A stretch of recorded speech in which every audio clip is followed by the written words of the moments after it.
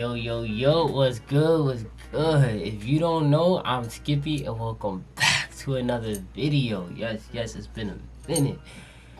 Oh, so my bad. I've been away for a little bit. I had some health issues that I had to deal with and figure out, and then I went on vacation to kind of get my mind out of it. So we back now though. You feel me? Word. Yes. Same exact day, probably like an hour later. I just threw on a hat. But today, I'm gonna teach y'all how to use the plugin Ripchord. I just got it, learned how to use it, love using it. So now I'm gonna teach you how to use it. Let's get to it.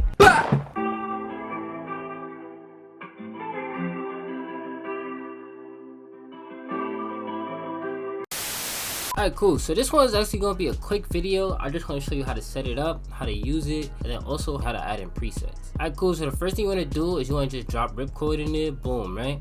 This is what it look like. You want to see two keys. I actually don't like how this is laid out. I feel like the input should be on the top and the output should be on the bottom, but it is what it is. I ain't make it. You have a record button. You have a strum button that you can slide up. I don't know what these cosmic-y things do, and I know this is like a hammer. And then you have your presets button over here. Alright, so the first thing I want to talk about, alright, go back to the keyboard, is when you first get into it and you're playing keys, it's only going to be one key. So full disclosure warning, it doesn't work on fruity things. Word.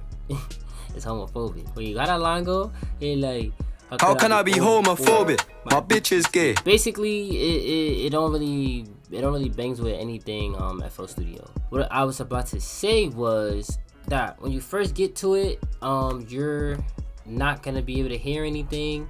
You're gonna click it, nothing's gonna happen. What you have to do is link it to your plugin. Like I said, you can't use an FL Studio plugin. What you have to do is click this gear on your plugin, and you're gonna go to input port and just go to 1. You could go to 10, you could do whatever you want, but I obviously go to 1 because why go all the way up to 10, right? You go to Ripchord and you click the gear with the plug, and then all you want to do is put the output port to 1, and then now you go back to both of them. Boom, boom. When you press let's try to get a sound here. Cool. So when you press your plugin like Nexus, it's gonna make one sound. When you come here to Ripchord, you'll be able to find a preset. I guess let's do Versace 3. Don't know what it is, but we're gonna use it. What's gonna happen is you're gonna see chords.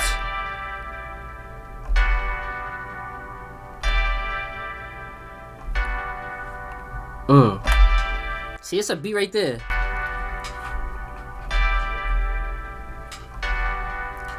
I put that shit on my leg. Fucking your bitch with her leg. What is you talking about?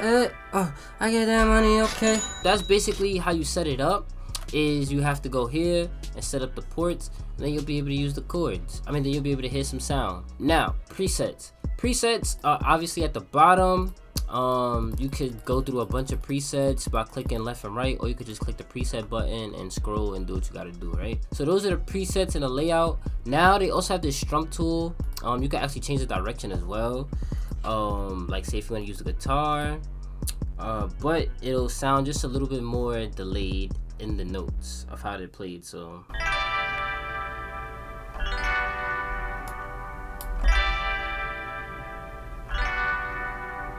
you know what I'm saying? So those are the basics of how you use this. Now next is the hammer. What the hammer does is basically the strength in which the notes are played. So if I slide it up here and I go, it's real dynamic, real tough. And then when I slide it all the way up here, it's a little softer. It's not as punchy, you know what I'm saying? Those do at all, bruh. See, I'm not afraid to admit, sometimes I don't know what I'm doing.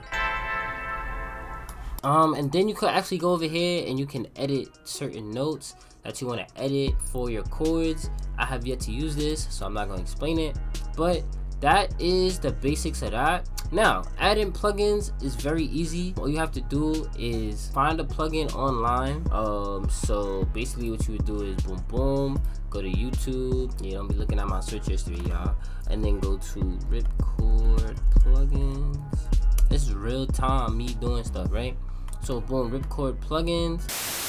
All you have to do is go to Ripchord presets. Free, you can find one that you could buy. I went to this one, downloaded it. When you download them, what's gonna happen is You're gonna come here, it's gonna be a zip file. Obviously you gotta unzip it. Cool, so after you download it, you're gonna go back to your presets menu and then go to the gear. You can actually change the mode too, light and dark. I forgot to tell you that, but it's kind of up to you. And what you can do is you can start a new preset, meaning making your own. You can import MIDI files, so you would go here, then you would go to the download that you did, and then you would just click that and then keep clicking away until you get to the destination, right? What I did was import presets, and then I went straight to the preset, and then I downloaded it out through here. You group them all, and then bam, bam, boom. I'm not gonna do that just because I'm not gonna mess up my thing. Actually, I think I do have one to finish downloading, because I ain't finished downloading one of them, right? So what you're gonna do is this, boom, go here, open, boom. Now you got a bunch of new presets in there, and then you can do that again, because I actually have to do it again, because they got a bunch of folders. And then you could come in here, boom, boom. Oh, it's not in here. What the fuck? Hey yo, hey yo. I got gypped, y'all. But anyways, yeah, and that's how you get them in there. I did it live in front of your face, so you can't say it don't work.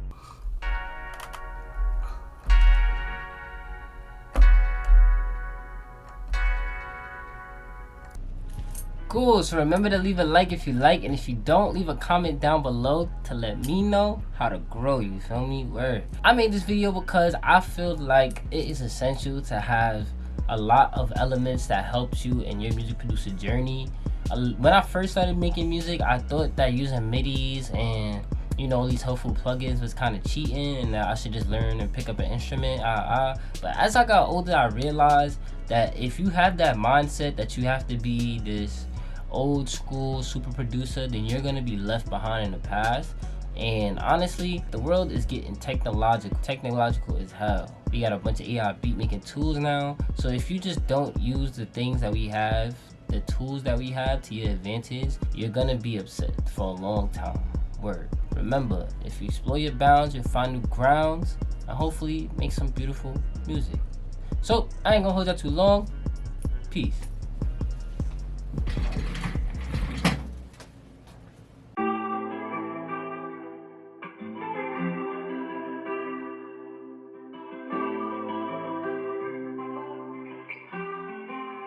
Skxppy.